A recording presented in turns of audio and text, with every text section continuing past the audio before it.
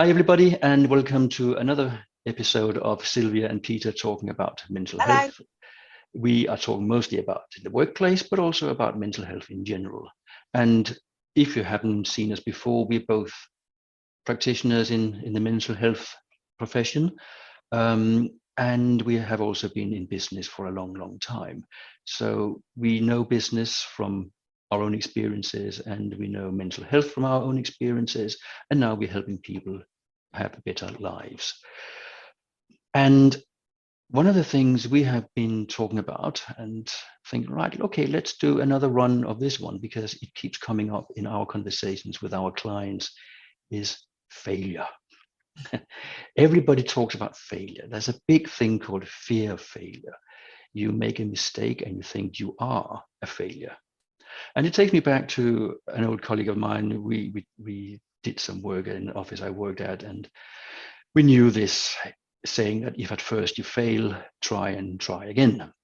And he immediately spat out the corporate version of that, which was, if at first you fail, hide any evidence you even tried in the first place. Now, that's very damaging for the corporate world, but it does show that failure is something that is taken seriously and that you're supposed to be perfect all the time. And don't get me started on perfect, but let's just say it doesn't exist. You can be excellent, but don't go for perfect. But then why are we so afraid of failing? You make a mistake and then you think, oh, I'm a failure. What's going on? It's a very interesting concept, and as you said there, the two words, we can make a mistake. So what happens in our psyche that we make a mistake? Then a lot of people then think, oh, I am a failure at an identity level, and it's just because we failed a test doesn't mean we are a failure.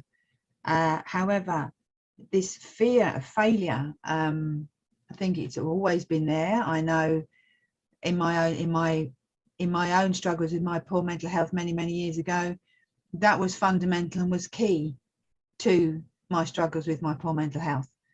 It was nothing to do with work. Mine was outside of work. But this failure, what does it mean if I'm a failure?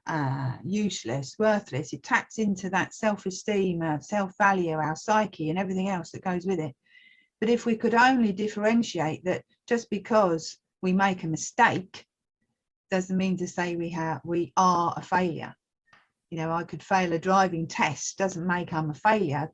And in an NLP presupposition, there is no such thing as failure, only feedback. The feedback is practice this or learn that a bit more, or research that a bit more. But in the workplace, this, if you struggle with your mental health, your weakness, and that can lead to people who feel like a failure. But why have we as human beings made that connection? And that's something we really, for probably thousands of years, have tried to disconnect that connection. Just because we make a mistake doesn't mean that we are a failure. But it can come at a very visceral level. Just for my own experiences, I had a pretty rotten childhood, and what underpinned my poor mental health struggles was that I believed in my whole psyche that I was a failure because I felt and knew that my parents didn't love me. Now, when my therapist said to me, have you ever thought, Sylvie, that you are not the failure, your parents failed you? That was like, literally blew me away. Actually, I'd never thought of that before. But I'd been holding that belief for all those years that I was a failure. And it's such a powerful inhibitor, blocker. And if we could only disconnect that, if we make a mistake in the workplace, that let's try again. Let's have a mentor that shows us what we could do better next time. That's great, be even better if. That's fabulous, next time try this. That's a great spirit lifter. And then it doesn't tap into that psyche of, oh, I'm a failure because I made that mistake. It's fundamental to disconnect that connection. And I think you went back there to childhood, and maybe that is where it starts, where expectations are there. We want to please our parents. They are our only point of reference, and we like it when they're happy and smile back at us. Then we go to school and we get tests, we get exams, we want to pass those, because if you don't get good grades, you won't move up to the next level, or you won't get to the next educational level where the demands are even higher, and we're even more afraid of failing, because we have to be that little bit cleverer, and we think we have to be there at the beginning instead of learning that actually it's a learning curve. So you don't know the stuff to begin with, and then you learn it, and then you pass the exam.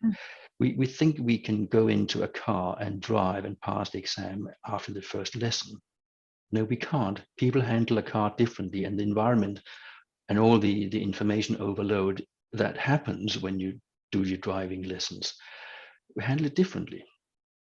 And then we have the expectation of going into the workplace where we have to be perfect because you're not allowed to make a mistake. Ooh, oh dear. And the workplace kind of expects us to be good employees who do not rock the boat and do not make mistakes and have failures here, there, and everywhere, because it costs money, it takes time. We can't have that. In manufacturing, some of the most expensive stuff is rework, when you have to take it through the process again because you don't make money from it, but you spend manpower. In relationships, you want to be maybe the perfect wife, the perfect husband. Maybe you want to be the perfect daughter or son. There's all sorts of pressures on everybody, and I think some out of proportion expectations that we think we have to live up to. And I think this thing about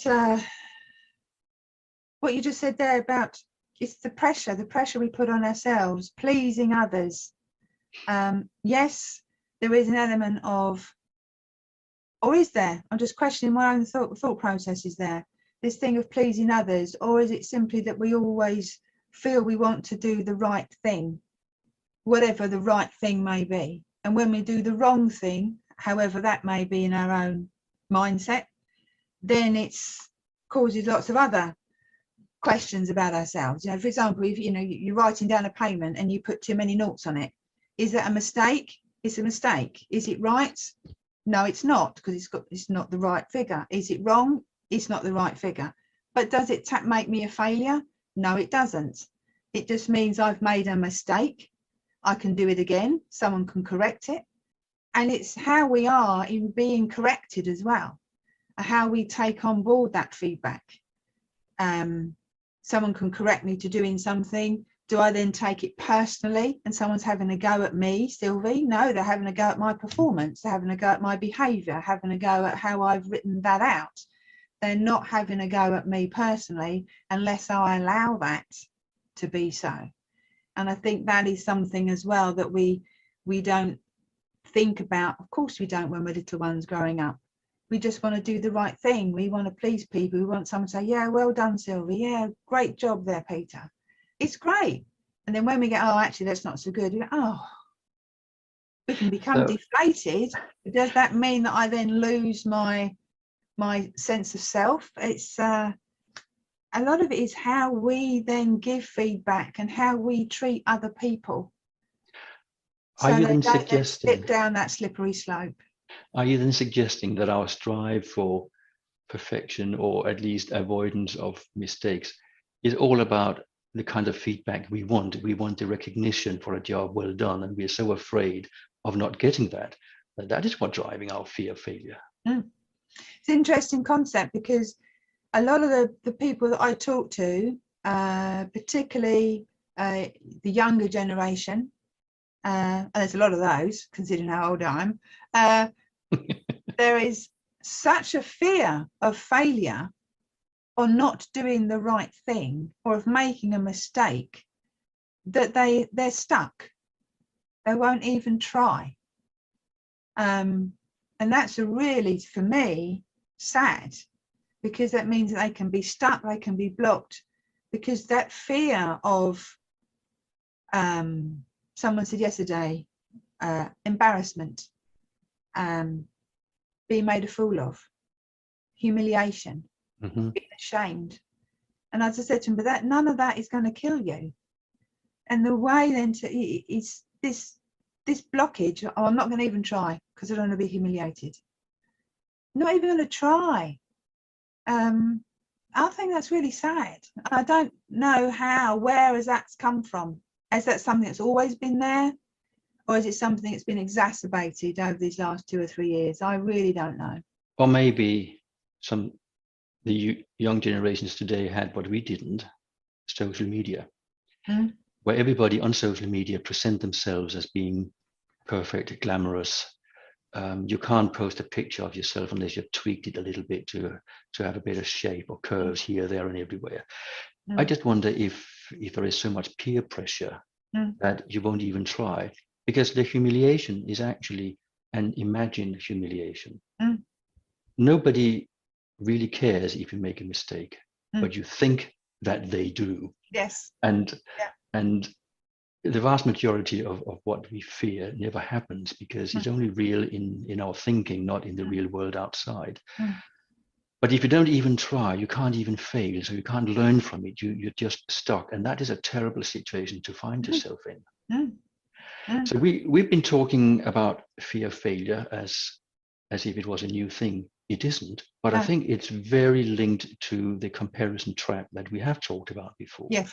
We compare ourselves against unrealistic things and people or situations that we can't live up to.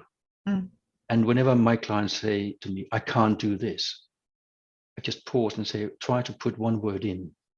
What word would that be? Say, yet. I can't do that yet. Then you allow yourself to develop the skill to do whatever it is that you really would like to do. So we hopefully have not failed in our attempt to unravel this issue. And there's so much more to talk about, and we could go on forever. It would be far more interesting if you would join in, you watching us, to tell us your views as well. Other people, how that phrase, feel the fear and do it anyway. It'd be interesting to hear how other people have overcome any fear that they may have and what they did to overcome that, because I think that's the crux really, is that feel the fear and do it anyway. And as you say, that imagined humiliation, that imagined embarrassment, and sometimes when we do something we realize, actually, oh, was that it? That's all right then. Yeah, it's I'll be really interested to hear how other people have overcome certain fears. We put it out there. Let us know what you think. Somebody, that's me, has drunk my coffee. Maybe yours has gone as well. Yeah, if not, go and have a break. Listen to Sylvia and I having a go at this topic, and let us know what you think. Thank you for watching, and take care. Cheerio. Bye-bye.